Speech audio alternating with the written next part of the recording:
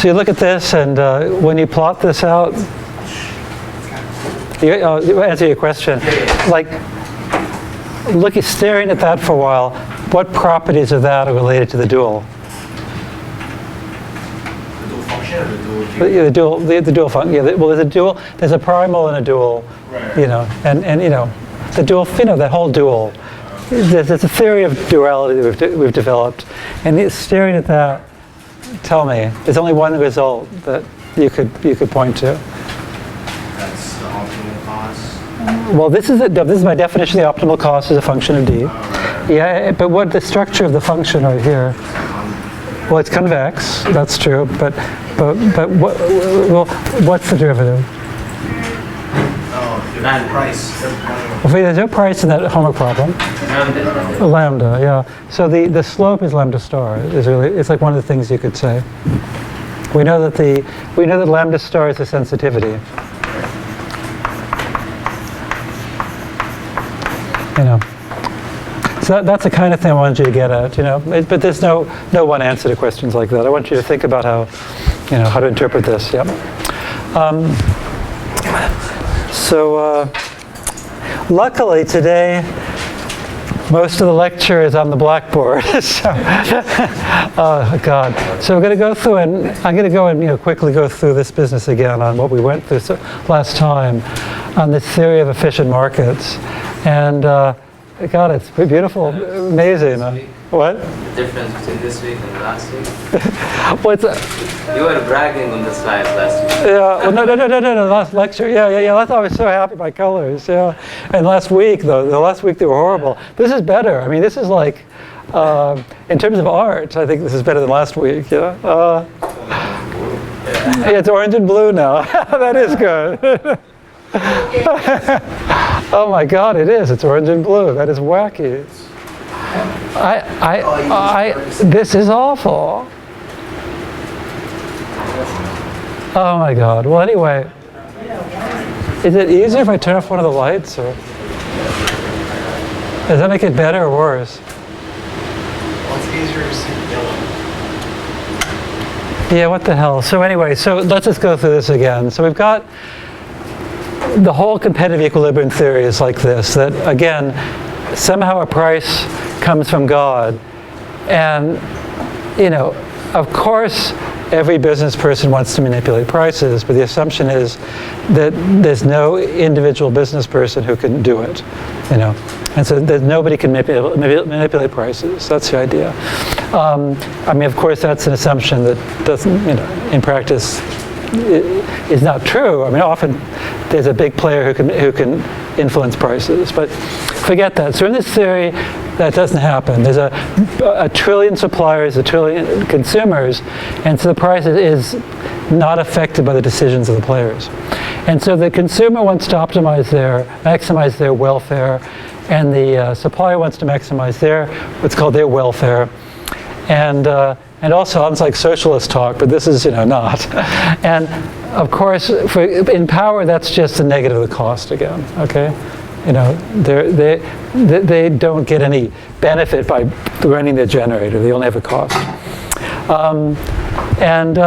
So again, we've got two optimization problems, and we have these definitions. So I gave you an equilibrium. It's a price, a demand, and a G star such that this UF criterion holds. Go Gators. And this is the sort of thing you're going to see, is that typically this function, if I assume this piecewise linear structure, it's typically look like a tent, And so the maximum here is always going to be the same under normal circumstances. And so if these guys are the same, you have to somehow adjust P so that the maximum is right there. That's what's going to happen. And that's so that's an equilibrium. And the efficiency is if the triple actually solves, the G star and D star solves what's called the social planner's problem, summing up the welfare of the consumer and the welfare of the supplier, and you actually maximize the sum. And I laughed at that very heartily last lecture, because that is not an interesting thing to maximize, but that is the definition of efficiency. And so when you hear somebody talking about the importance of efficiency, you have to ask them, what do you mean by efficiency? And 99% of the time, the people who are making these statements have no idea of the definition. You know, because nobody can argue that's a reasonable definition of what's good for humanity. I mean, it's just, and the thing is, it sounds like I'm saying the consumer suffers. Actually, it's the supplier who typically suffers in this situation. You know, if everything worked perfectly, it's the suppliers who really lose out. That's what you actually find out. We'll see that today. We'll see that actually, if this really worked, nobody would survive. Nobody would stay in business. You know, because the suppliers would make so little money that they would just give up. They would, we'll see that today. And so anyway, the whole, I mean, 50% of the reason I forced you to learn this Lagrangian relaxation theory is to understand this, you know, that you can relax supply equals demand and recover the whole economic theory. So just taking a Lagrangian relaxation of supply equals demand, we get this wonderful Lagrangian decomposition, you know, which, you know, is really pretty, you know. So if you believed in all this, it's just fantastic.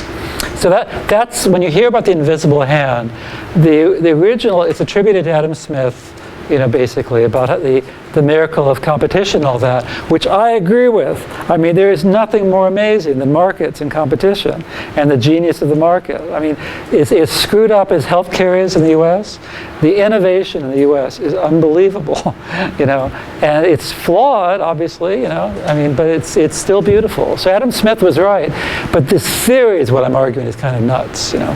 But this is the mathematical justification of the invisible hand, that if this, you know, under the assumptions where there is an exogenous price, you know, the consumers can be just selfishly maximize, the suppliers can selfishly optimize, and nirvana is reached. We maximize the social welfare. We achieve what the benevolent dictator would have achieved if they could control everything, you know.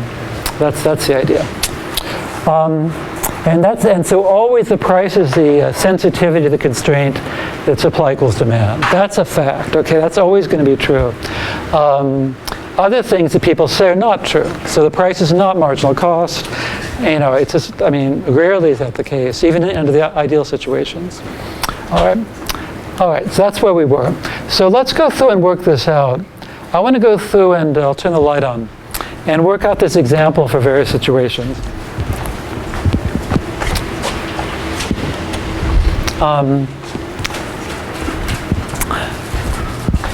So I did one case last time.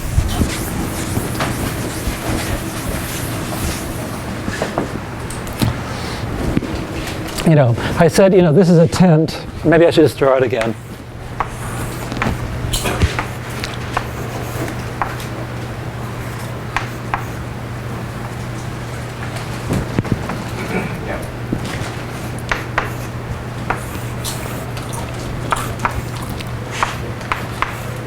Okay, so we've got the supplier's welfare function, which depends on the price. Yeah.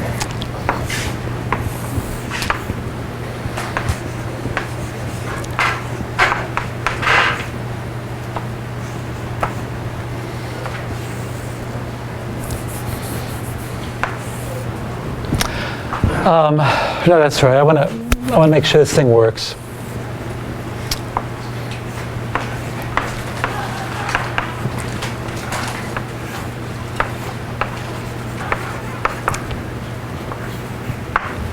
Okay, and let's go through and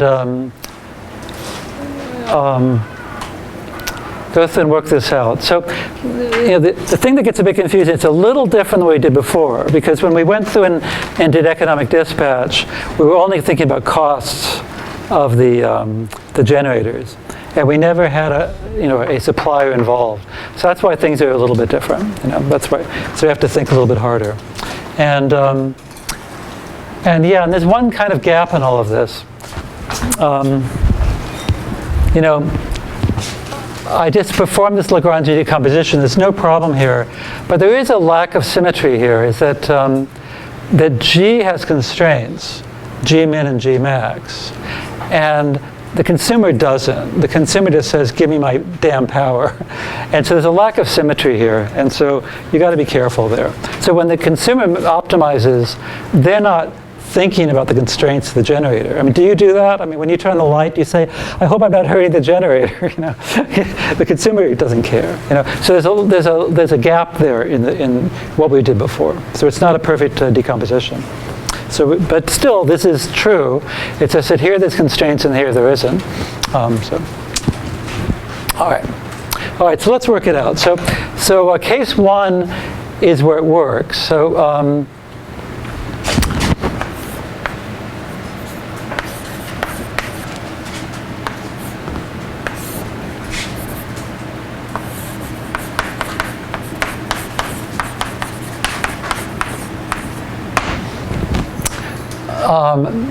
so that we actually get this. Well, the only way this can be happen is if D0 is within these bounds.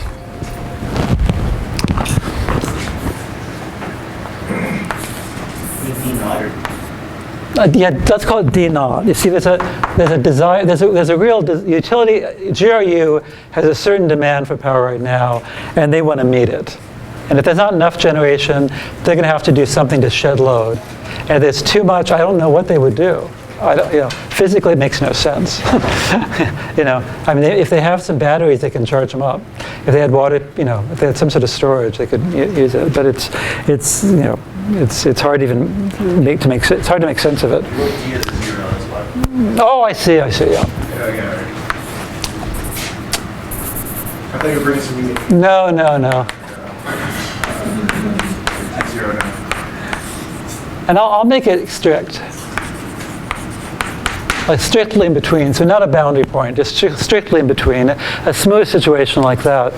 And so we have to write down what WS is.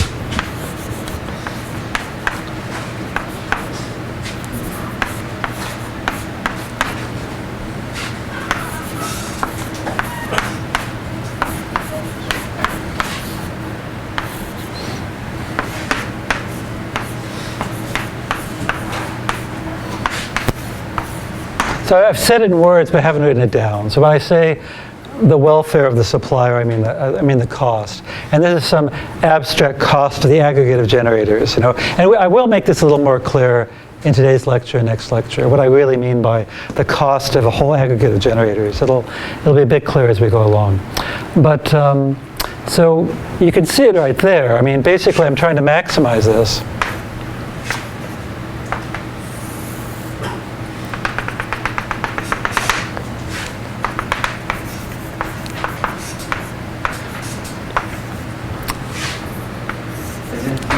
G? What's that? Isn't P star times G? P star times G. I mean. P star or just P? Oh, well, I mean, yeah. I mean, the actual, yeah, sure. The equilibrium price. Thank you. Yep. Okay, and so you can see that I've assumed the smoothness here. You know, let's assume smoothness here. So I go through and I differentiate to get where the derivative is 0, and I'm done. You know. So we did it last time, but.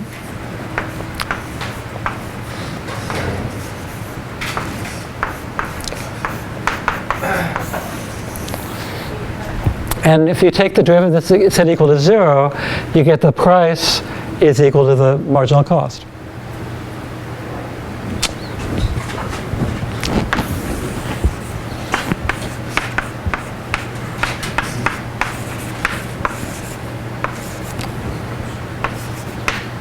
And where? Well, I just said that the optimizing value, G star is D naught. So that point there is D naught. So it's the marginal cost at the desired demand. Okay. And this is what you'll hear parroted over and over and over again. You know, the price is marginal cost. Yeah, so D naught's the actual demand at GRU right now. You know, that's it. All right.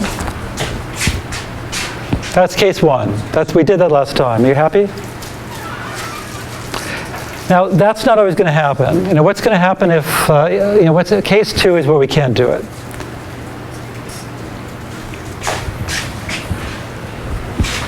So any questions? Yeah.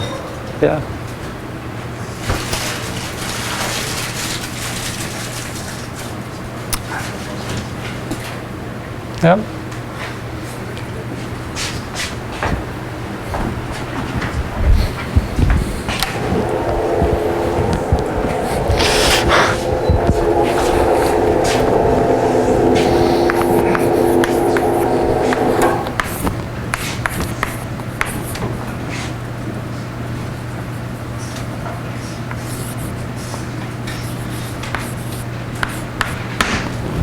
So, in case one, Yeah. the derivative equals 0, Yeah. maximum. Yeah. I think I asked before, but I don't know if it's minimum. Oh, well, I mean, absolutely. Well, this is a necessary condition for optimality. Right. You know, It could be the raw. It absolutely could be. So under these convexity assumptions, Okay, it is. This is why you have to assume that Yeah. knows it's convex. Absolutely. I mean, if this thing looked like that, Is that why you didn't include the boundaries? Because that would include the local minimum? No. The reason I don't include the boundaries is we'll do that next. Oh, okay. So here we go. So, what if the demand was greater than it could possibly be offered? Is there a price then? What would it be? All right. And we have to go. What would this look like? So let's try to plot this.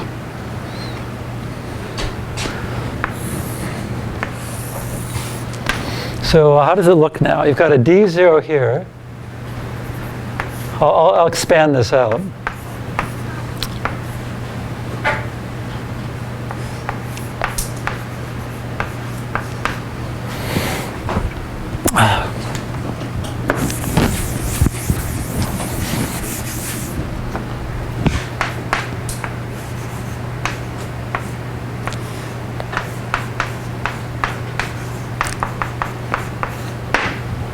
Okay, so remember that basically, I assume this tent-like shape for the consumer's utility, that basically this is just saying, I want this, and which is a reasonable, approximation to reality maybe. So if I change the price, I'm going to change the slope here and here, As I increase the price, I make the slope, less and less steep, If right now I've got this steep slope here. If I make P star bigger, it won't be so steep. All right? Now, if you look at this, I want the max over all D of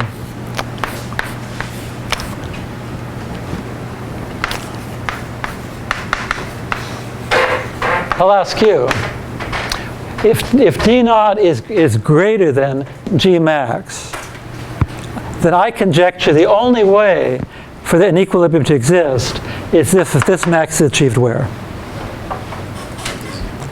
Well, not D0, because that's not feasible. Max. Yeah, as close as you can get. So that's a conjecture right now, okay? So let's just put a question mark there. Let's see if that makes sense. So we'll put it in as a conjecture now, and then we'll verify it. Now, what price could possibly do that? Let's put some numbers in here. I'm gonna post these notes online, so I'm gonna use the same numbers that are in my notes. I think I put $20,000 for the cost of load shedding. Yeah, $20,000.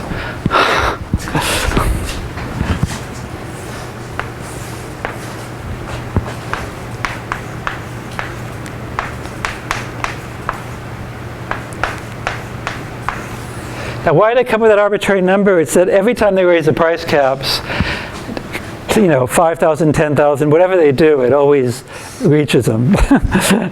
And I've never seen $20,000. I think in New Zealand they have $20,000 for the price cap. And so I know that sometimes it costs that much to shed load. The cost, so. Per hour thing? So this is this is all in megawatts. So so you're right. It's dollars per hour. That we're talking about here. And then I put in some arbitrary number here of negative 1,000. Why is that? I don't know.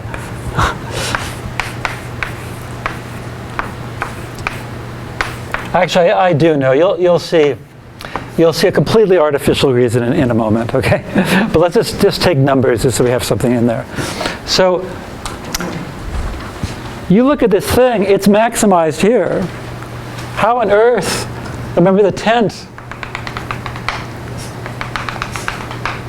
I'm just taking this and it's maximized here. How could it possibly be maximized there? It's a tent. How can I make the tent? What? No, I can't do anything. These generators are fixed. I could buy new generators. That would be a good solution for GRU, to buy better generators. But no, we have to take what we're given. How on earth could I make that tent into something which is maximized at Gmax? So you got to look at that slope. Oh, I'm sorry, slope. It's not that.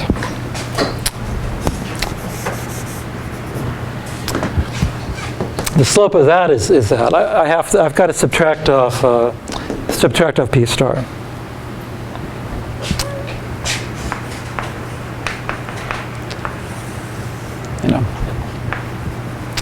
So I'm saying that thing to shed load costs me $20,000, per megawatt hour of that I have to dump. But I've got this P star is something I get to choose. So how can I make this tent into something has a maximum at Gmax? Can you just make D0 equal Gmax? No, but I'm trying to solve the optimization problem. So the optimization problem of the consumer is to maximize this function of D. Okay, now the price. Oh, you have to raise P star. Yeah, how much? 19,000. No? Do you want it to be Greater than You tell me. Greater than 20,000. Well, greater than might be too much. We could try. I can't believe I don't have colored chalk. If you made P star greater than 20,000, then this thing would be decreasing. And so to maximize, I would just make my demand go to minus infinity. Yeah. You mean maximizing P stars would maximize the demand? Well, look. I'm trying to maximize. The consumer's problem is to maximize this function. And typically when I maximize it, it'll be maximized to the value D equals D naught. But it depends on the price. So if I made this price again equal to $40,000, so instead of then going up, it would be going down, be a negative slope. Then to maximize this, I'd make my demand negative infinity. So no. So what do you want? Yeah. So I don't want. I'm saying that the only possibility right now, the conjecture is that the optimum should be Gmax. How's that possible? Couldn't you make the slope less steep? Well, it's a linear function, So remember linear functions, if the slope is negative, you're going to be to maximize, you'll shoot off to infinity, and if it's positive, we've already seen, you jump off here. If it's flat, yes! So engineer things so it's flat. Oh. And how can you do that? How's it equal 0? Yeah, make sure the P star equals 20,000. That's one. Equal, has to be exactly equal. Exactly. So that actually, let's see if that does give the answer. So that makes the consumer happy, because what happens is if the price is $20,000 a megawatt hour, somebody loses their job, but still, given this theory, anything is optimal from the point of view of the consumer. If you're trying to maximize this function, it could be D naught, it could be 0, it could be Gmax, all right? But then you have to go look at the consumer side. And this changes.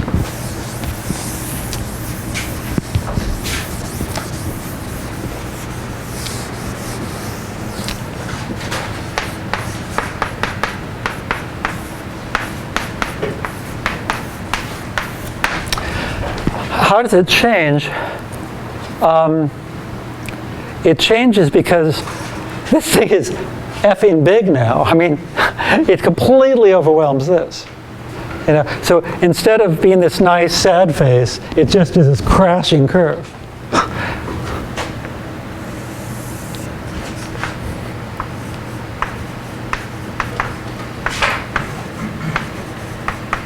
thought these units were energy max. Oh, pfft.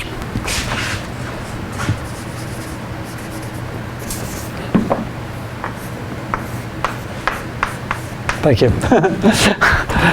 It becomes this crashing curve like this, you know, but it's not. I made a mistake. Where's the mistake? I'm so sorry, everybody. And I saw a lot of you look funny when I took the derivative. One of you really looked funny. You should, when you see something doesn't look right, tell me. I put in a minus sign there by mistake. When I got prices and marginal cost, I need that to be a plus sign. I didn't see the negative on the F. Yeah. So here I am doing the algebra, not thinking. So if this is $20,000, it's steep upwards, not downwards. Okay. And I can't draw it. That slope will be extremely steep, you know.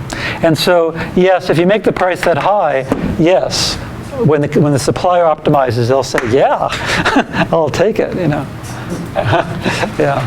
And so the consumer's oblivious. The consumer will say anything is optimal for me between 0 and what I really wanted, which is D naught.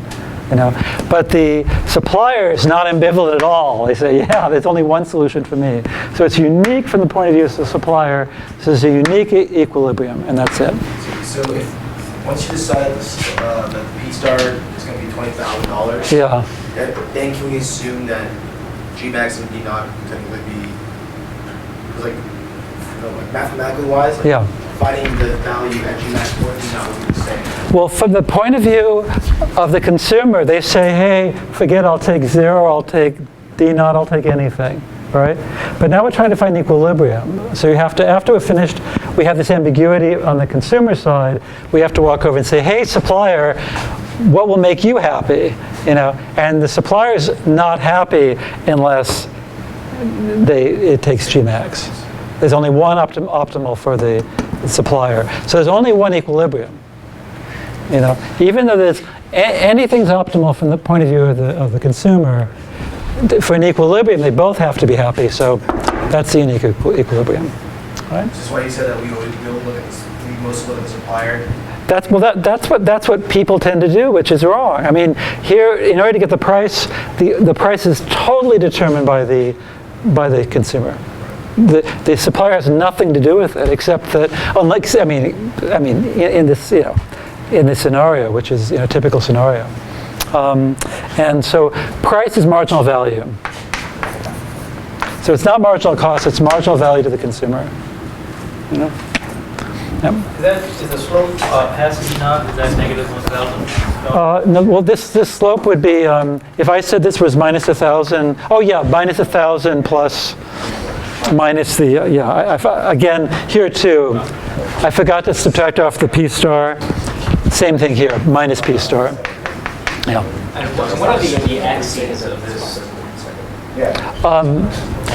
It's right here. I mean, you know, so here it's WS of G and G.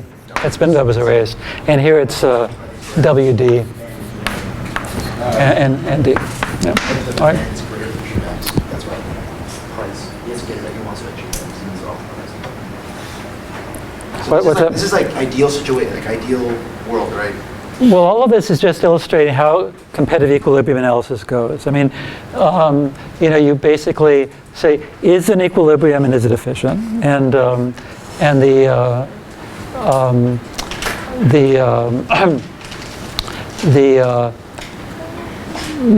I mean, and it's the ideal world. I mean, the competitive equilibrium theory is the ideal world. You know, yeah. I mean, it just seems like for this case, we're looking at from the demand to the consumer side first. We have to, because we don't. It's the only way we can learn anything.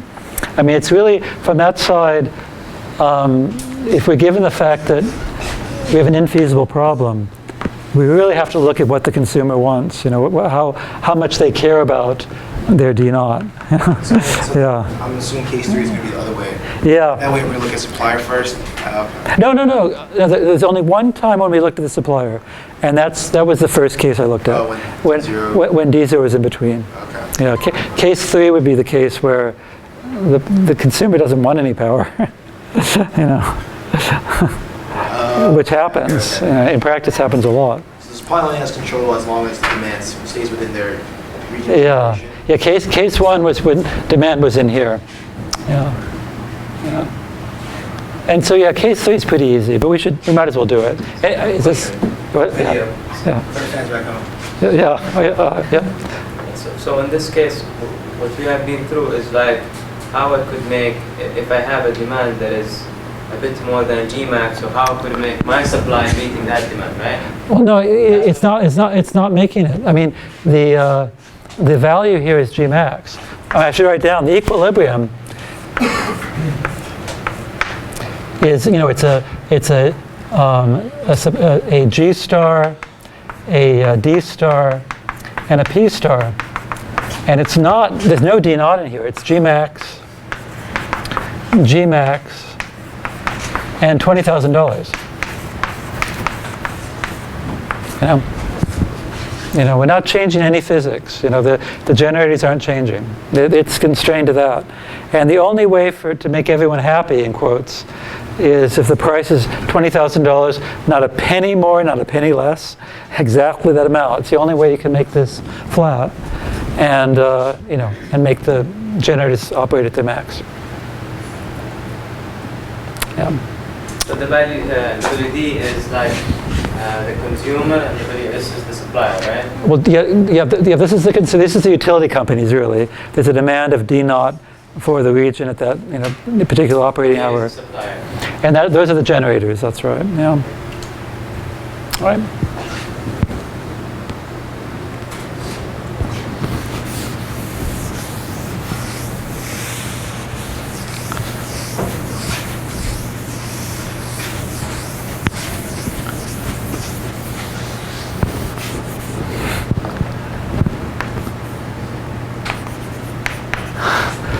This is, stop, you're hurting me, I don't want all this power.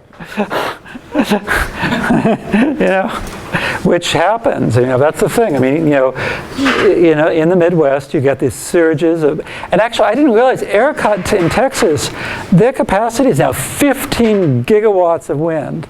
The load in Texas is 60 gigawatts or so. And sometimes the wind will kick in 15 gigawatts of power. It's just, and sometimes you don't want it. The wind blows at night, and it's, yeah. So what happens here? I mean, the same thing.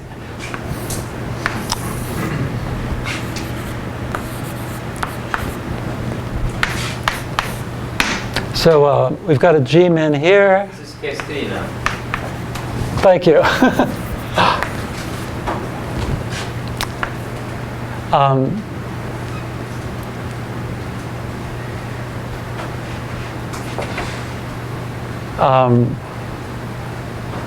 Yeah.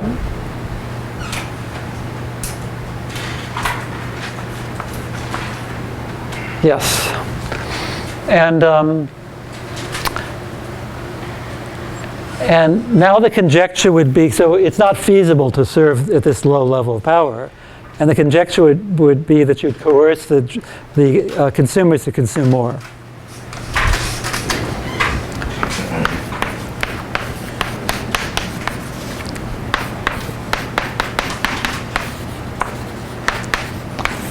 So at this point, you just have to say, I guess that's the case.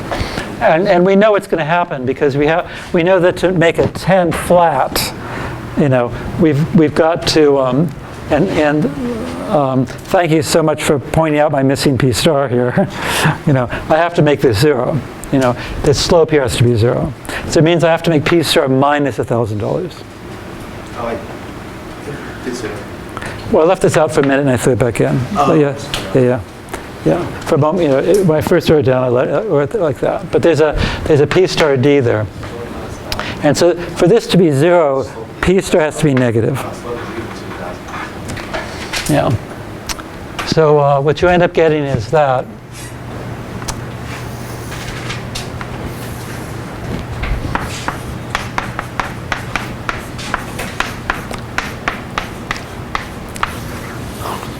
And by the way, I worked with an economist at Illinois for many years, and we talked about this, and he said negative prices, if you talk to any economist and talk about negative prices, they'd laugh you out of the room. And that may be true, but go to Midwest ISO any day, and you'll see negative prices. You know, so for some economists, it doesn't make any sense, but it's a fact of life. And this is if this is reality, economic theory would predict that price, negative $1,000. So with this situation, the consumer's again ambivalent. Give me D0, give me Gmin, give me, I don't know how many terawatts of power, I'll be happy, in this model. And then you have to go back over there. So it's going to be the complete opposite. Yeah. I mean, it's basically now we've got a negative price. Jesus.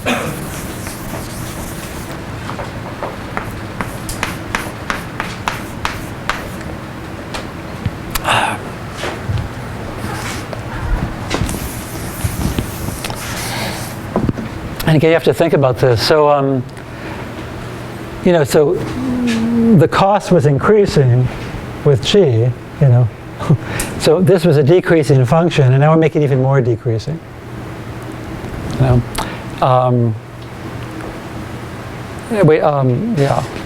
So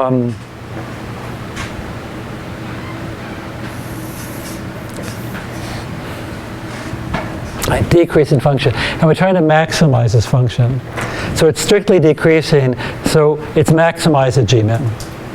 So our conjecture is correct.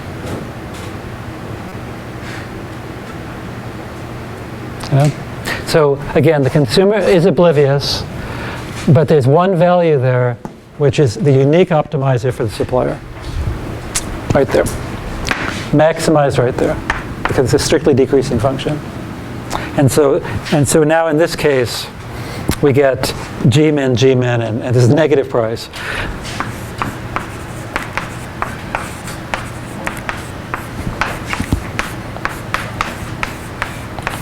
All right. And so actually my reason for the stupid number is that when they put in price caps, they have negative price caps in many parts of the world, in Australia and Texas. In Australia, it's negative 1,000. It's the lowest prices are allowed to be. That was the only reason I came up with those fake numbers. There's no reason I could think of for it, really. All right. So is that clear? Come on, please let it be clear. It's clear. Some of you have zoned out, a few of you, but all right.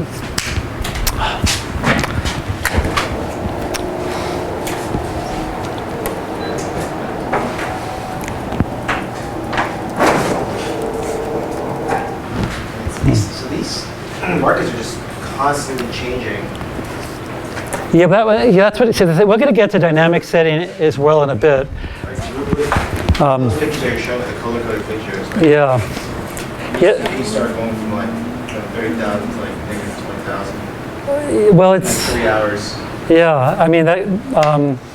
Well, every 5 minutes it changes, and every 5 minutes there's an auction every 5 minutes in most U.S. markets, outside of Florida and all, and the prices can go, up to hundreds of dollars and down to negative and back up again. It Sounds almost like an impossible market, but apparently it works. Well, it doesn't work. I don't think there's anything that works. So there's an article I'll put on the website from Ted Curry, who's a professor in the business school, who did a report on trying to see if there was any advantages in the new market structures that came about in the late 90s. And he found no benefit to consumers at all. And if you look at plots of prices in Texas after deregulation, they just went straight up to consumers. And in terms of innovation, I want to argue that there's no way that this can foster innovation. So unlike healthcare, where all that money leads to innovations, in the power sector, it doesn't. And I think we'll figure out why as we go along. Yeah. Zero shouldn't be this time G minimum. Oh, I'm so, God, I did it again. Well, just that I kept my plot there, yeah.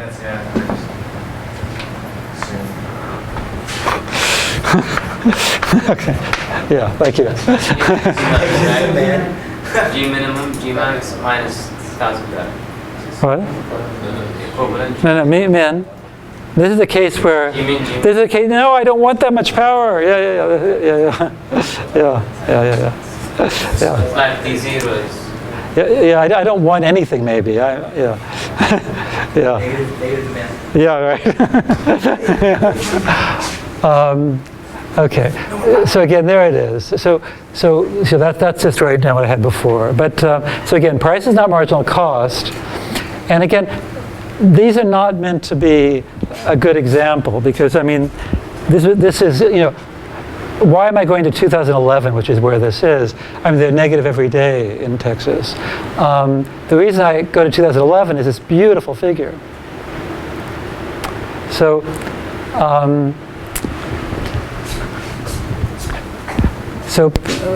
prices can reach what's called the choke-up price. So the name for that $20,000, it's called the choke-up price in economics. It's the maximum the consumer would ever be willing to pay under any circumstances. And you can't observe that in practice because it's politically infeasible, you know. But whatever price cap they put on, the markets hit it. So this was $3,000 after this crisis in 2011. They immediately raised the price cap to $9,000, and it immediately hit it. Yeah, and guess how much money was made in that time? Yeah. Anyway, without doing any algebra, just guess real fast. Right? Yeah, how much did the generators? So it's, if you look at it, that's only from like 5 a.m. to maybe 11 or noon or something.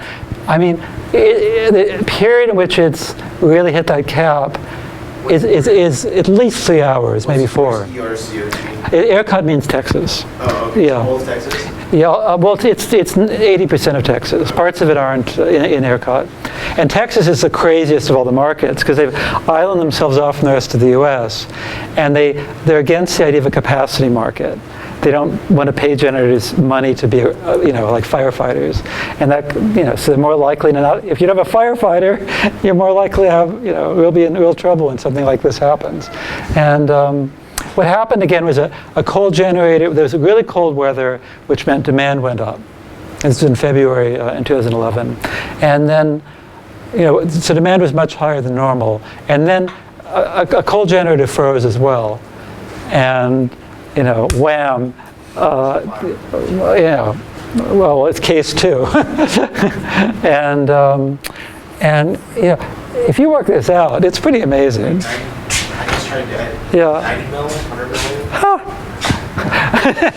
million. No, you're pretty close. I just don't know how much energy Yeah. Texas consumes. Yeah, so Texas consumes, like, their load's like 60 gigawatts or so, you know. I was completely off. No, you're not completely off at all because I was actually wondering, we tried to do this algebra last year and we didn't know the load. We guessed 50 gigawatts. Well, it turns out this morning I found the source and the load was about 50, it was more than 50 gigawatts, but it was around 50 gigawatts.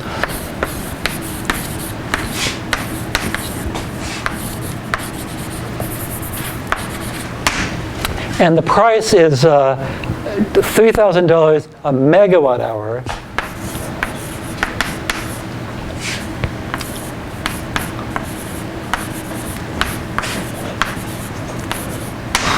So if it's $3,000 a megawatt hour, it's $3 million a gigawatt hour. Okay, and so if you multiply these together, you get the dollars per hour. All right, so you get your 100 is pretty good per hour. Well, 6 hours, right? So it'd be, Well, let's work that out. Because the price, you know, I don't know.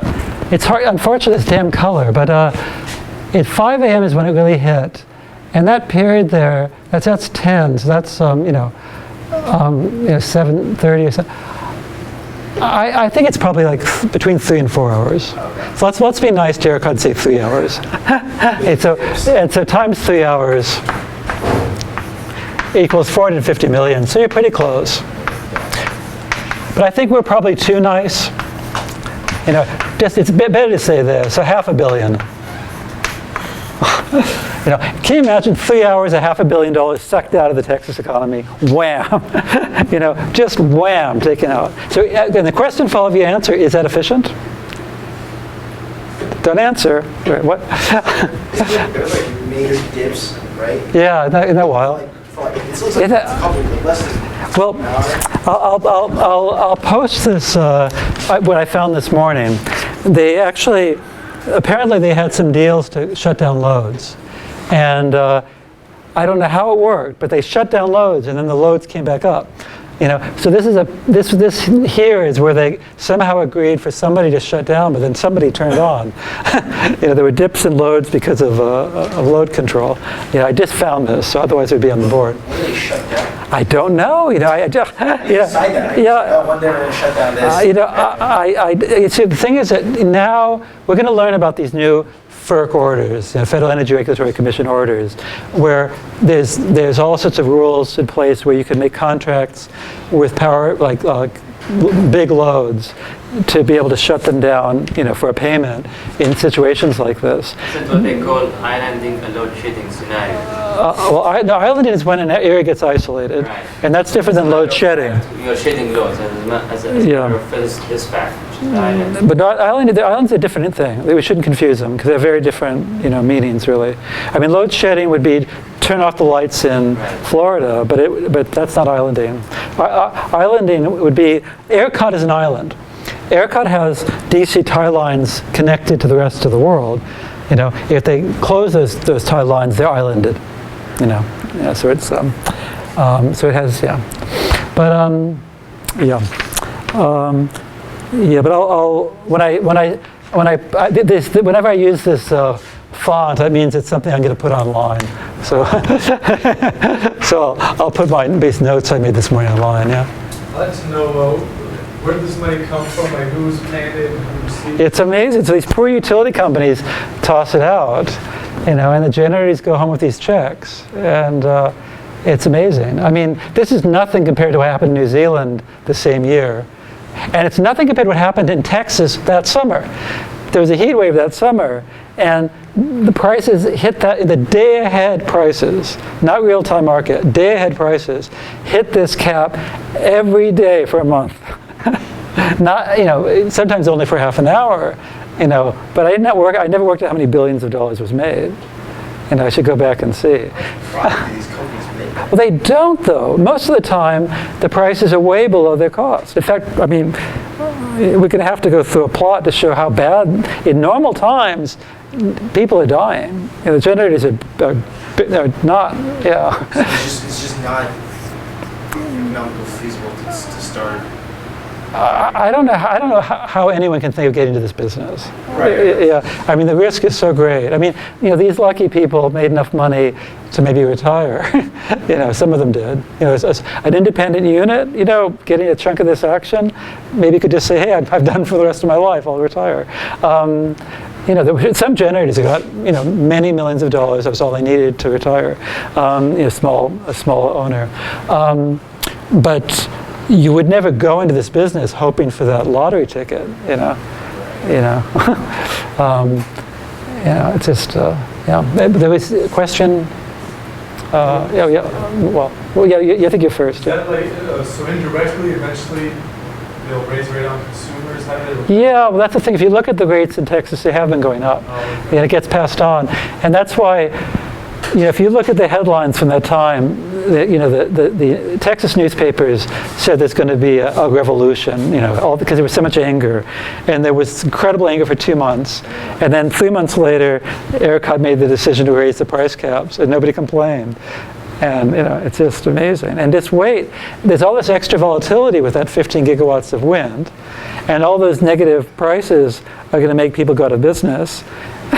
You know, and so it's going to happen again, you know, and it's going to be much worse because that 3,000 is now 9,000. What would you say is like the cheapest source of energy to invest in them so that this can actually be profitable?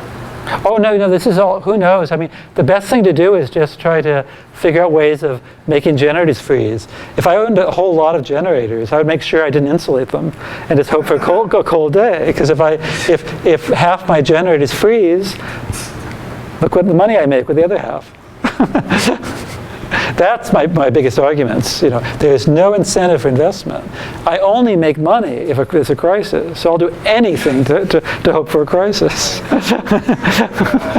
Right? I mean, why would I make a reliable unit? It's like the opposite of insurance company. Yeah, it's just amazing. Yeah. Literally the Solar opposite. panel on your house, Yeah. does that mean that the negative price, and you generate extra energy, does that mean the negative cost of that? Well, this is. Oh yeah. Well, it depends on the. That's funny. So there's feed-in tariffs and there's net metering, and I get them confused sometimes. Does somebody remember which one is which? One means you actually get the retail rate for any power you dump into the grid, which is completely wacky. These generators aren't getting the retail rate as their income. It's wholesale. Why should I get paid the retail rate as a homeowner? It's crazy. And there's something else called, one's net metering, one's feed-in tariff. The other one, at the end of the year, if I dumped in more power than I received, I get paid the average wholesale price, which will be really nothing. Yeah, and I think that's much more reasonable. And that's even that's not reasonable if you ask me. It's because because utility companies provide an enormous service to deal with you. When you connect to the grid, you're putting stress on the transfer. We'll get into this more, and to be able to get all that infrastructure for free is wild. So that's the policy is very interesting here. Yeah. So yes, I don't think so. The end consumer is never subject to this. It's only utility companies, and that's politics. I mean, governors would just go out of, get killed if consumers were subject to that directly in real time. Yeah. Okay, so we should take a break. Yeah. I have an economics course here, but I want to make this a bit more concrete. So this is sort of an abstract way of thinking about markets. That's a justification of all of it. And here's a bit more on the practical side of how people think about this. And here's some pure propaganda from a paper. So whenever you see something underlined, that's also a link in these things. So I don't expect you to read this paper. It's by Ross Baldick at UT Austin, who's he's an electrical engineer who's sort of half economics, half ECE. And he has some nice work in this area, even though a lot of it's on stuff that I think is nuts. But there's a guy, Peter Crampton, who's sort of an economist who is a real evangelist in this stuff. And, again, on the mass side, this Lagrange decomposition is really pretty. And there's a lot more beauty to this mathematical beauty, and one of it's auction theory. And auction theory is all about how to find that P star. That's what auction theory is. And there's something called the single price auction. Forget that clearing. Single price auction is what's used you always use. There's something called a second price auction, all sorts of versions, but you have an auction and there's a single price that's for the good. And it's really funny reading this because you can just tell this person's in love with this theory. It's important because it's simplicity and effectiveness at answering the most basic questions. Who should get the goods? Who should produce the goods, and at what prices? Well, it is what we care about. It's the economic dispatch problem. It's what we care about. And it's funny. This was supposed to be a moderate gray, but this anyway, it doesn't matter. But this is really funny. Based on each participant's expressed preference, so those welfare functions, the single clearing price auction awards the goods to all consumers who value the goods more than the cost. So that was that choke-up price. As long as the price is less than the choke-up price, I'm okay. And the goods are produced by all suppliers who have a cost less than their payment, the clearing price. And I think I just realized, we'll have to come back to something. So and this is this bizarre thing. How is they get to this conclusion? I don't know. I mean, in this way, the clearing price auction maximizes gains from trade. For who? I don't know. So, but what he's alluding to in Peter's mind, it's the social planner's problem. Basically, basically we've solved the social planner's problem. The gains are the sum of the social welfare. So, I think that's, if you decode, it's not explained this is just a preface to a paper by Ross Baldick. But consumption comes from demand with the highest values, and production comes from supply with the lowest cost. Which means you'll load shed people who are cheap. You'll shut down the elementary schools or the UF and not Shands. But that doesn't happen in practice. I don't know why he's saying that. But it's the most celebrated result in economics, or in mathematical economics, damn straight. So auction theory, tells you that in an auction under certain circumstances, if it's done right, you will get the Lagrange multiplier as the price. And it comes out of even in this messy world we're talking about. So so you can get rid of some of the abstractions I talked about, right? And so it's really pretty. I mean, they have a right to be in love with this theory. It's just the assumptions under which the auctions give you the right price are very idealistic. And the right price is pretty absurd. It's pretty horrible. I mean, But anyway, all I want to do is I want to explain to you why they have these single price auctions, and it really does make sense. Okay, so I just have a few slides to explain that. In this orange, which should be purple or something, no, it's a deep red. It fits the convexity duality theory perfectly. That's what I can say. A single price, a single Lagrange multiplier, and alternatives don't work, as we'll see. Alternative pricing mechanisms that aren't single price, unless you put some other attributes in, which they should do. I mean, they should say that, hey, if you're a unit that can't be ramped up and down like nuclear, you're not as worth as much to me. You should be paid as much. Nuclear power is so damn cheap; it'd be perfectly reasonable to do that. But nuclear power has its drawbacks. One, it can't be ramped up and down. Two, nobody's figured out how to deal with the waste. Yeah, and of course risk as well. But yeah, but nuclear is amazingly cheap. So here's oh God, it didn't get uploaded. Oh.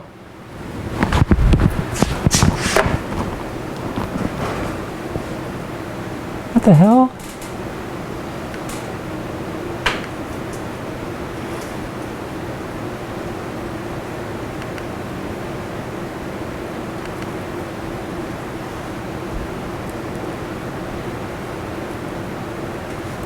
Wait.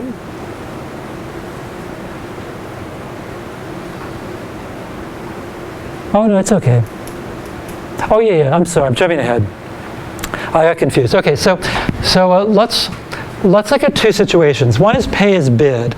So I'm a generator, and some ideal situation where I end up putting in bids in an auction, and my bid is my marginal cost, and if I win the auction, I get paid my marginal cost, And so if you look at the pay as bid generators 1, 2, and 3, in this situation we saw that only generators 1, 2, and 3 are called upon if there's no transmission constraint here. And so generator 1, is if you remember, it produces its maximum 400. Generator 3 produces its maximum 200, and generator 2 does the residual. And if their pay as bid would be these numbers. The first one get that much, next this much, next this much. Uniform price, you would just look at the marginal cost. So the demand was 900 megawatts. You'd end up getting a price which was the marginal cost.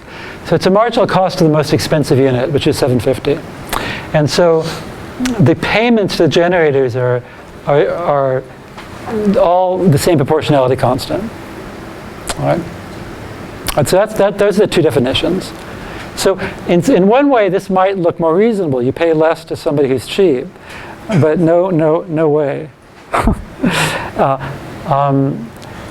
I mean, sometimes it is crazy, though. I mean, just think about a nuclear reactor in that wonderful ERCOT situation, which costs nothing to produce power, and it's getting paid, $3,000 a megawatt hour. It's a little weird, but so instead of $750, that's $3,000, or today $9,000. And it really does seem weird to give that cheapo generator $9,000 when it only costs $5,000. Okay, but this is the only thing that works so far. If you're going to have an auction, now an auction every 5 minutes to me is wacky, but if you're going to have an auction, this works and this doesn't, and I'll explain why. Okay, so I mean, again, the price, it comes. One justification is the competitive equilibrium theory that price should be the marginal. The Lagrange multiplier for supply equals demand, and why should you have multiple prices for one good? Now, it really isn't one good, as I said. The attributes of nuclear power are very different than gas turbine, but this is a justification you'll see in any economics paper. But which of these is efficient? That'd be a great quiz question. Depends, right? Well, we'll see. Remember, the definition is which maximizes the social welfare. And it's something you really have to be careful with, because all of you have a prejudice about efficiency as this good thing. It means it's working better, But remember, that's the definition, And it's subtle. Sometimes, All right, so let's go look at this. So here's an example. So here's an example from that paper. We have, instead of 4 sources of generation, we have 1, 2, 3, 4, 5, 6. And the height here is the actual cost. And here's a uniform clearing price. And so so we're going to go into this in detail. All right? And in terms of this question, what is efficient? Yeah, as you say, it depends. It's a ridiculous question. I mean, the distribution of money is irrelevant, It has nothing to do with it. The P stars disappear when you take that sum. And so the way in which you allocate money, you could give all the money to the nuclear unit and nothing to anybody else. And as long as they all stay in the game, it doesn't make any difference, So it's an absurd question. It's ridiculous. All right, but an auction can give rise to an inefficient allocation, one that doesn't maximize the social welfare, as we'll see right here. So in this situation, we've got. Suppose that every supplier puts in bids which are their marginal cost, and then it clears at this price. That's the surplus for generator A. The price was up there, the cost is there. That's how much they make for the first generator. That's how much the next generator makes, the next generator. The next generator, it's, there's a few things I'm leaving out, which I'll get into. And this per generator here, the price is their marginal cost. They're sad. And they could be really sad, okay? All right. Now, is this optimal? Well, damn right, if they're all honest, it's optimal. This is exactly what we would have done in the homework that you just turned in. Now, if they're not honest, they're bidding, but why wouldn't they? You see, a generator A could say, hey, my cost is twice as much. Well, the price would still be the same. Oh, my cost is this much. Well, they won't be in the game. They won't actually make any money. If they say that their cost is more than it is, they risk being kicked out of the thing. So, if anything, they might claim their cost is less than it really is. Right. Like based on the fact of how K's bid works, right? You want the lowest cost as a supplier, so that you get picked. Well, if I claim to be higher, then I won't be chosen in the market. Right. So Yeah. you would always want to, if you're going to lie, you would want to go. You might go down, and that happens in today's market. So a lot of generators just want to be in, they figure they'll probably make money, they bid zero, because of this, because they want to get in. If everyone did that, it'd be bad news. But Bob Moy, who's, well, that's not, I mean, it's okay. They'll have to supply the power. If it ends up being that the price is actually lower than their cost, they're still forced to give the power. So, it'll cost them. So this is, but it won't be efficient in the economic sense, because you'll be running a generator which is more expensive than it should be. So if people are honest, this works. Now, if it's pay as bid, you get something like this.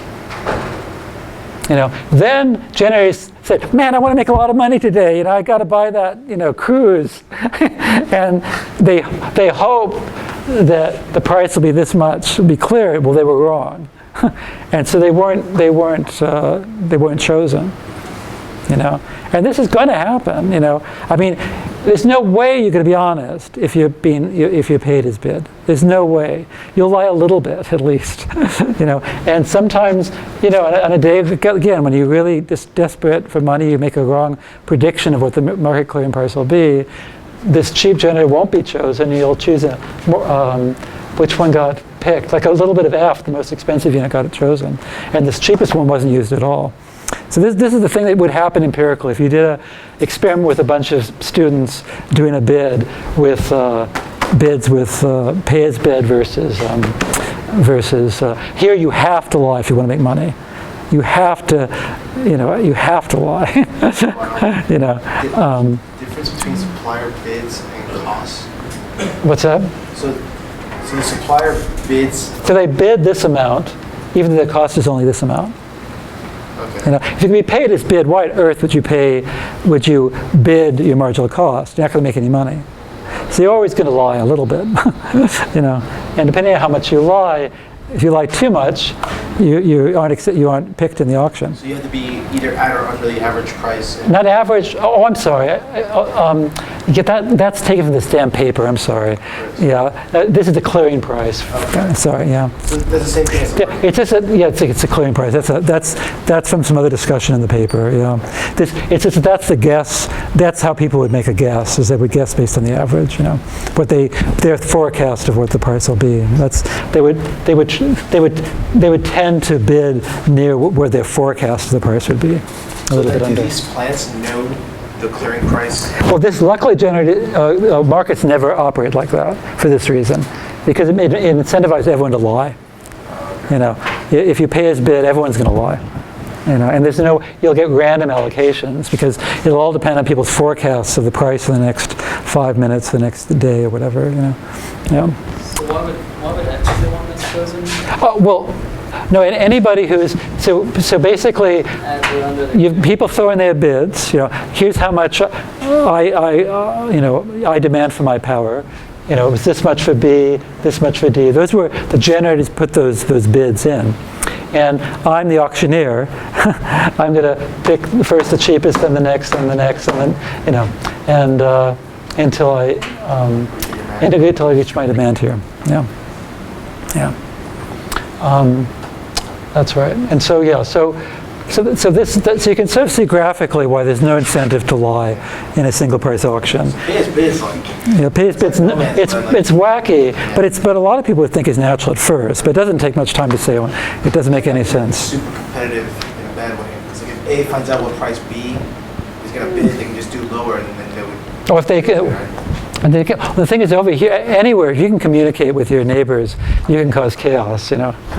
Yeah, and that's really a real issue. But in the uniform market, it's hard, right? Because your Yeah. cost is not really very rely on your costs. Well, I mean, but there's no incentive to, Yeah. I mean, I don't make any extra money, by lying, Here I make that much money, if I get paid as bid, But here it doesn't make any difference, It just there's a threshold effect. If I lied I could get kicked out of the game, you know. And yeah, but why would I do it? I mean, here that person lied because they were hoping to make a big windfall because they were desperate for some reason. You know, you would never do that here because, you know, I'll make the same amount of money no matter what. Yeah. Why is must honest? What? Why this one is must honest? Like, no one. Well, he'd be the most honest because, he'd be the most honest because, yeah, I mean, he wants to stay in there. He knows the price will be higher than him.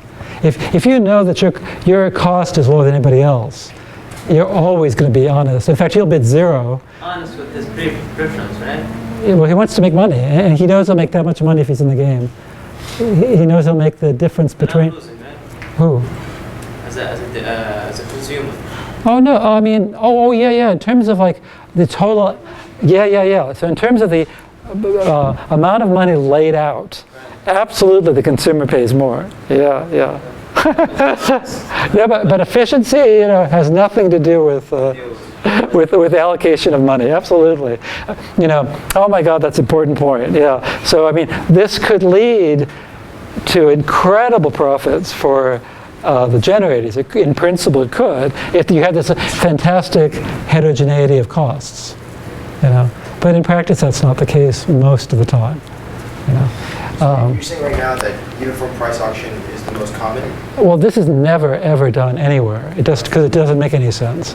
Everyone has to lie. You know.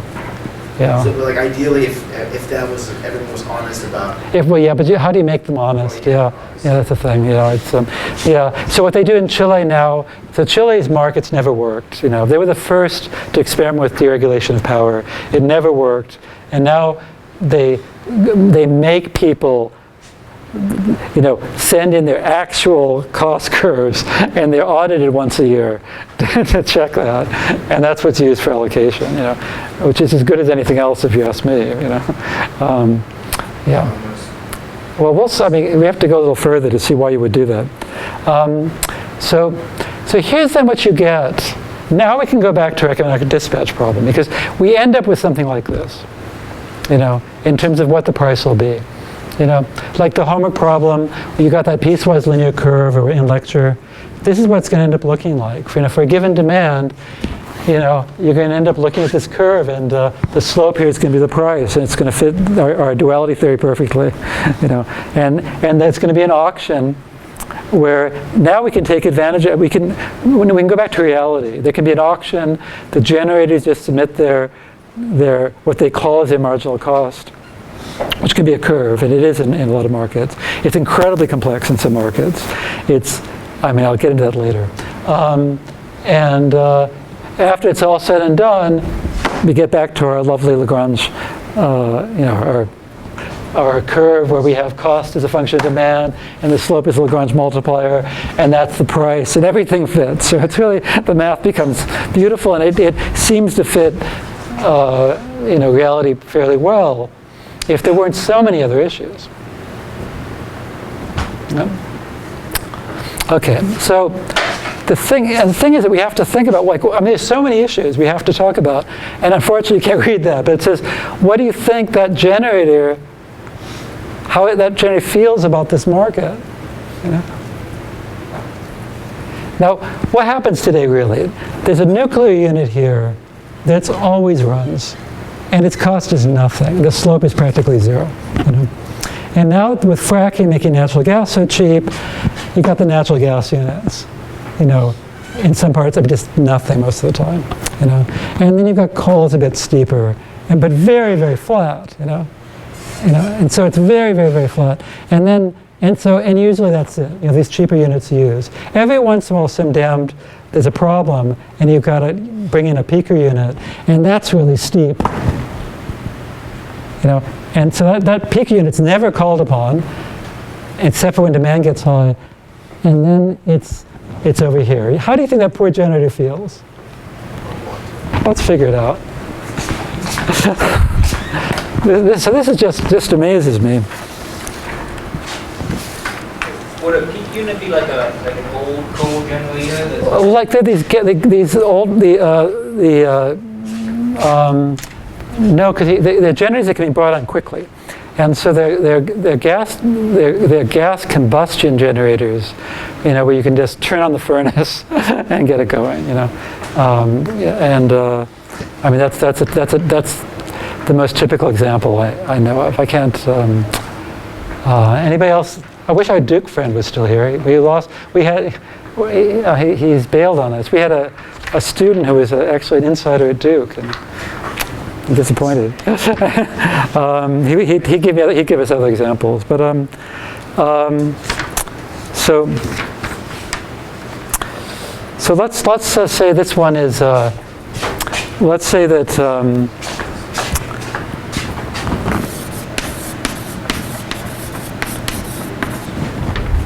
So which one is it? We've got 1, 2, 3,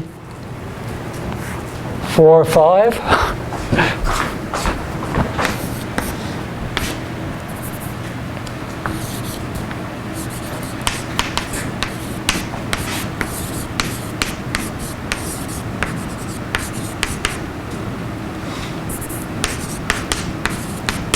Okay, and so let's just look at that generator's income during this period, during an hour. We've got money coming in per hour and costs going out per hour, and we have the price is the marginal cost of this generator.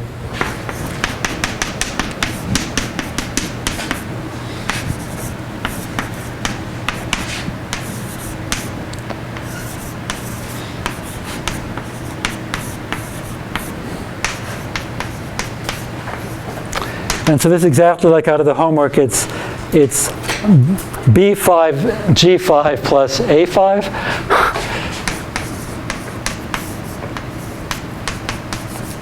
That's the notation from the homework, right? And so, it's an affine function in this case, and so its marginal cost is B5.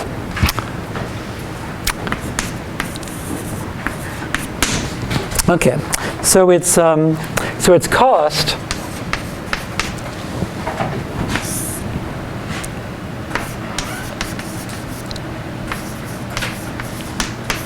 Okay, so whoever's running generator 5, their cost is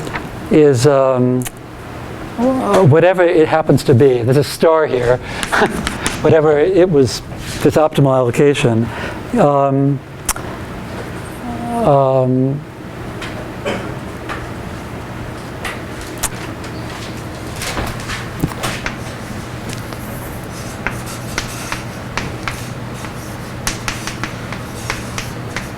And so it's just that.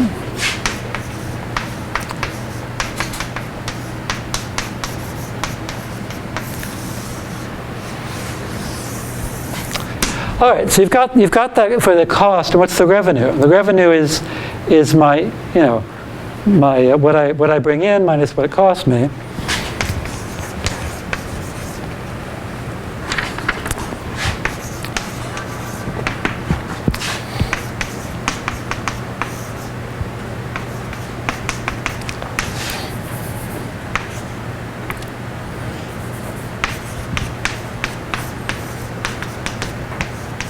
And I should say revenue per hour, right? If I'm talking about megawatts here, then this is the amount of money per hour that I bring in. It's I'm getting that much. Dollars per megawatt is how much money I'm bringing in per hour, minus my cost. But look, they cancel out. What is this? Anybody do algebra? I've got P star G5 minus that. A5. A5. Nope, but you forgot something. Oops. It doesn't work. Okay, so that's the first thing. The entire theory falls apart. There is no equilibrium. Nobody would ever go into this market.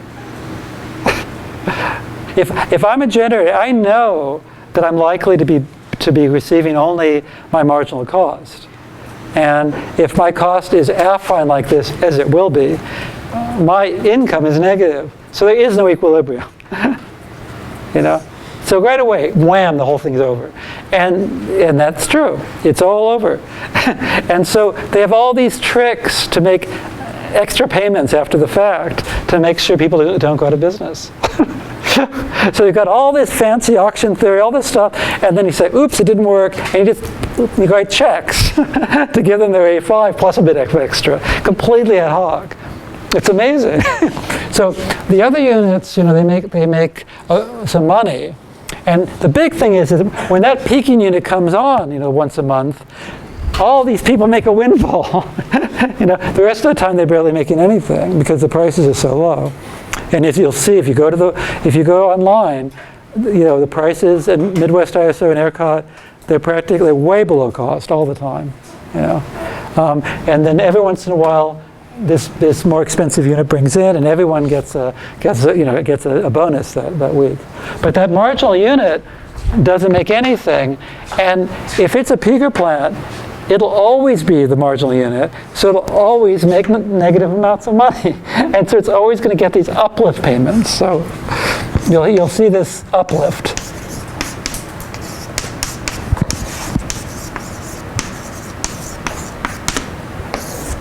And you'll see, people in the power area trying to come up with economic theory to support this after-the-fact payment, and it doesn't make any sense because this is all airtight. If you believe all the assumptions, the conclusion's valid, right? But unfortunately, right there, all the assumptions just fall apart. This guy's not going to stay in the game, And so then you put in these uplift payments, and that's it. Is this because it's like further along? Curve, or yeah, that's why. These slopes are increasing, and this one here is the guy with the highest marginal cost. Right. So and the guy with the highest marginal cost will always get a negative payment, so coal generators today used to sit around barely making any money. But it used to be natural gas was really expensive. These peaker plants would come in, the prices would go up 100-fold. Just the fact that happened 10% of the time or less was enough to keep coal in business. Now that things have flipped, there's no way you can stay in business as a coal generator. Because coal generators most of the time are the marginal units, and so they get these artificial uplift payments, but it's a very contrived thing. It's very political, and so it's coal generating companies are going out of business, which is a good thing in some ways. I mean, it's the nastiest form of generation there is. I mean, you can debate whether it's nuclear. Nuclear scares me, but in many ways it's clean. Coal, you can see it killing people in West Virginia. The cancer rates in West Virginia. You can see what it's done to the environment there. And nuclear, the potential is scarier, but So anyway, forget that. But so the theory just falls apart right away. And why do they just keep going? It takes 10 seconds to see there's a problem with the way they formulate the markets. It's amazing they stuck with it, and it's a mess. So that's the first thing. So, but anyway, but it does put things on solid ground, right? And once you see how things are actually done, the theory fits the Lagrangian theory we did before perfectly. It's just the fact that the allocation of money to the generators can be absurdly low. And so that's the biggest risk you see. It's not to consumers so much, it's to the generators. And so they're barely making money, and they have no incentive to be reliable. None at all. It's the worst kind of market there is. So that generator would have the least amount of loss if its initial cost. Well, yeah, if this was zero, then they'd at least break even. But I don't think it's going to be zero, right? No, it's not, yeah. How can you because A5 we're supposed to consider their initial cost, right? Yeah, well, this is, God, there's so many things we're ignoring here. In reality, there's a cost just to bring in the crew and get the thing started. That's not in here, and that's not per hour. That's just a single cost payment, but you can't even fit in there. What's the cheapest right now source of power? Well, the lowest. Well, hydro. Well, no, hydro is nothing. Wind is nothing, but wind you have to deal with the volatility. Hydro. Yeah, hydro. You can't build a hydro unit. So wind is the cheapest, I think. But yeah, I mean, solar, you need a lot of land and all that. And even though solar, it's amazing how cheap it is, you still need a lot of land to get it going. Well, windy places in the U.S., man, you get a lot of power, on a small land area. So anyway, this is how the world works today, so we should be aware of it. This is how every market works. Now, we don't have the energy to go into this much, but let's just think about this, and we'll get into this next time. So what's going to happen when you have constraints and all of that? We know, right? I mean, if you believe that, if you believe that everything with these auctions and all that, the single price auction would lead to that being the price, then you know that everything works. We can take all the economic dispatch theory we did without prices, and it just gives us prices. And that's a fact. That's true. So there's something called locational marginal prices, which is now orange and blue, and you can just imagine. I mean, if the transmission constraint's not binding, there's a single price.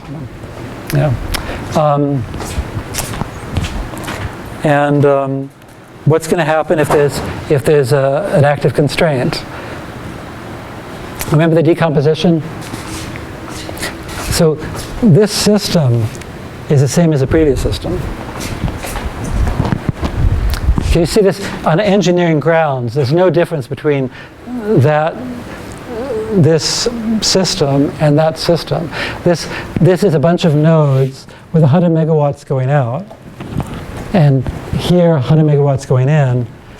That's the same. 100 megawatts are going out, 100 megawatts are going in. So there's no difference physically between these two models, where there's a hypothetical load here and a hypothetical source there. And so basically you've got, as we've seen, you can just go through and apply the theory without transmission constraints. Here you'll get one price, and here you'll get another price, and that's it. Now, I don't think we have the energy for this. I don't know. That's the trouble with the 2-hour lectures, But what do I have here? It's. I know. But what would the prices be? You see, the thing is that it's really useful to think about it really in terms of marginal costs. I mean,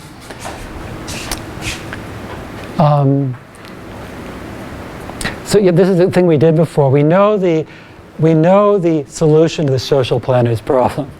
We know that we get this dispatch where generator 2 gives 100 megawatts locally and 100 megawatts it sends across. And you can go and do this decomposition here and here and figure out the prices without knowing any Lagrange multiplier theory. And wish I could look ahead.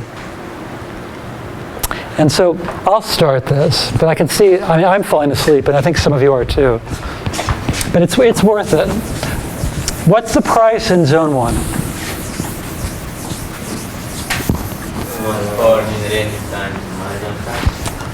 All right, so what's the marginal cost? Yeah.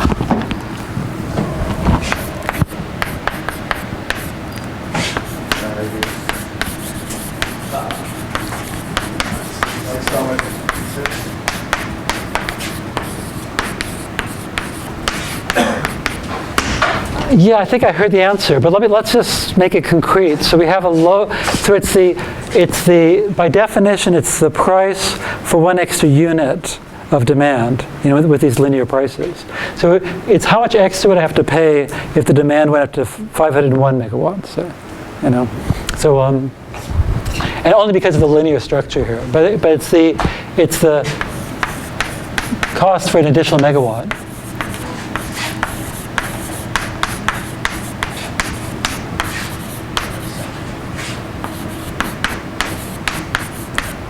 And again, under this linearity assumption. I mean, marginal cost is defined to be a derivative, but for a linear function, a derivative is just that. And so, all of you should know this instantly. If the load here is 501 megawatts, you know the answer, right? 750. What would be the new allocation?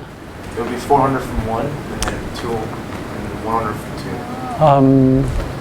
And it would be, it would end up being 201 from 2, right? No, 101. Well, I mean, the total, I mean, no, I'm sorry. Because you have 400 megawatts from Yeah. generator 1. No, but generator 2 has to, it would be 201, right? Because it has to increase. You're right that, I mean, you can't, I mean, it's, the generators aren't really divvying out power. You know, they're not taking 100 units and sticking it here. It's just flowing. But in order to increase, you have to increase something to meet the extra megawatt of demand. You know, and so this guy can ramp up 1 megawatt. And so it's the marginal cost of generator 2, you know, whatever that was. It's which is 750.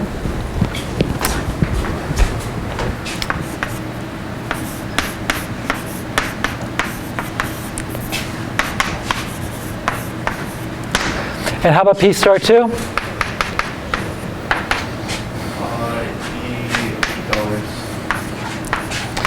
Good. You see, the thing is, I was fading, so you're not fading. That's awesome. So why do you say that? Generator 4. Yeah. So now generator 4 is not at its max. So if you increased demand here by 1 megawatt, it can't get it from over here. Yeah. It has to get it locally. Well, it already got 100 from over there. Well, yeah, but again, be careful not. Yeah, I mean, I mean, it's easy for calculations. You can pretend that he's going to give 100 here and 100 there, but in practice, power just flows. So yeah, but it's true. You know, if the load here went up 1 megawatt, there's no way this side can supply it. This guy's already maxed out, so it's only this unit. So it's actually the $8.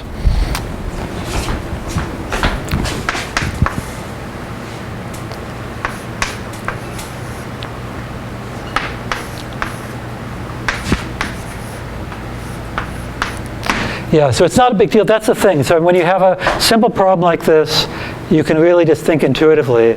And guess what? This will be, you know, what is it again? So lambda star minus mu plus star will be equal to 750. And lambda star will be $8.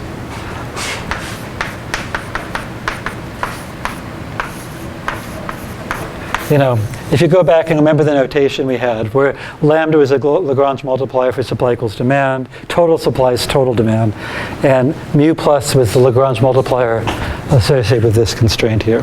You know, so we have excess generation here. Either 2 or 4 has to drop 2 megawatts, so you have to multiply by 2. Well, remember it's a derivative property, so you know it's a local thing. You know, so when I talk about marginal cost, you know, yes. The number 1, I should have put 1 there. That's, you know, I would have to say 0.00001. You know, I'd have to, you know, it's a derivative, so it's just, it's local. So it could be the opposite of G1 has like more marginal cost. For example. Yeah, no, sure. This is just this particular example, absolutely. Yeah, So yeah, that's right. The case like 1 is more expensive than 2. Possibly 1, the additional cost will marginal cost 1. Yeah, I mean, yeah, but we're always going to get this property that that you're going to get a reduced price in the region with excess generation. You know, that's just because this is a positive number. You know, that's always going to be true. Why the marginal cost of zone 2 is lambda star? Is it because it's greater? Oh no, just go back and look at your notes from. No, to be seen next lecture. The next lecture. No, because well, I mean, we've seen that the Lagrange multipliers are the prices, you know, and this is what we worked out for Lagrange multipliers already. I mean, that's, you know, we end up getting at the place where there's excess generation, we end up with this reduced price, you know. So this is we got from our notes, but yeah, all right, and. Anything else I wanted to say? I guess not. All right, until next time. And I owe you graded homework. I'll get it to you. Solution one is already, The solution of 1 is up, and the solution of 2 will be up soon. and the grading of one. I know, I thought I'd have it